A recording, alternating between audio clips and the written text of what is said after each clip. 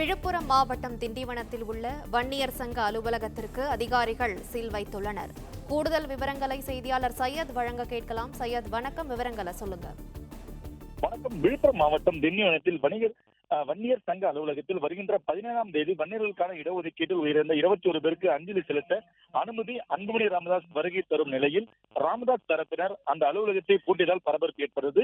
இதற்கு எதிர்ப்பு தெரிவித்த நிலையில் டாக்டர் அன்புமணி ராமதாஸ் தரப்பினர் வன்னியர் சங்க அலுவலகத்துக்கு பூட்டை திறப்பதற்கு வந்தனர்.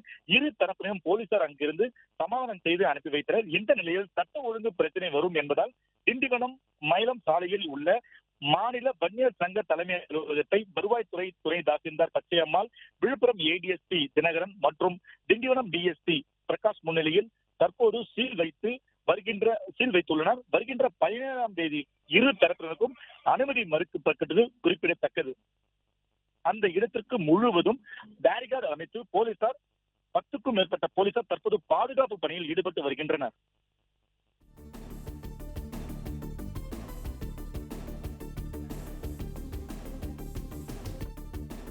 பிளே ஸ்டோர் மற்றும் ஆப் ஸ்டோரில் இருந்து பாலிமர் செயலியை QR கோடு மூலம் பதிவிறக்கம் செய்யுங்கள்.